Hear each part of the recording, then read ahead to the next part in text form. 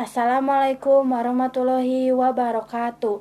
Wasta simkuring Siti Nuraini ti kelas 10 IPS 2 bade ngadongengkeun dongeng anu judulna Reungit Sok Disadana Ceuli.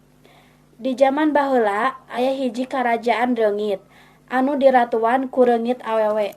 Eta nagara teh pohara beungharna kacida. Tentarana garaga, kitu deui patihna anu satia. Sang ratu kacida gindingna, pakaianana harurung herang ditambah make gelang jeung suang emas. Mani wibawa pisan pokona mah sang ratu teh. Dina hiji peuting keur jemplang-jempling aya hiji jelema nu asup ka karajaan reungit. Eta kabeneran tentara anu jaragana teh sare talibra. Atuh jongjon eta jelema asup ka kamar ratu. Kabeneran ratu oge keur tibra naker deui. Karayap eta jelema ngadeukeutan sang ratu reungit. Tuluy suang emas nu dipake ku ratu reungit dicokot.